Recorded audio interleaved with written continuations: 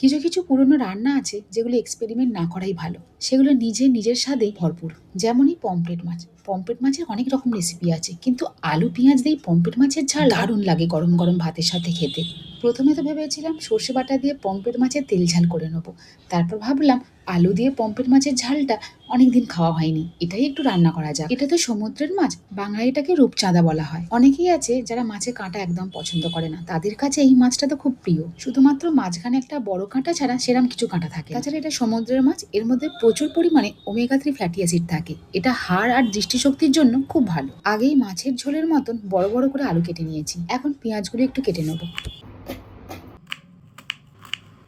এবার কড়ার মধ্যে মাছ ভাজার মতন তেল দিয়ে হলুদ মাখানো পমফ্রেট মাছগুলো ভেজে নেব।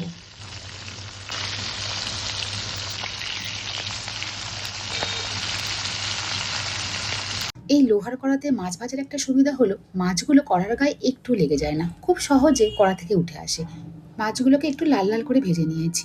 এবার ওই মাছ ভাজার তেলে অল্প একটু গোটা গরম মশলা ফোড়ন দিয়ে ঝোলের মতন বড় বড় করে কেটে রাখা আলুগুলো ওর মধ্যে দিয়ে একটু ভাজা ভাজা করে নেবো। আর যাতে খুব ভালো সেদ্ধ হয়ে যায় তার জন্য যে নুনটা পরে দিতাম সেটা এখন দিয়ে দেবো।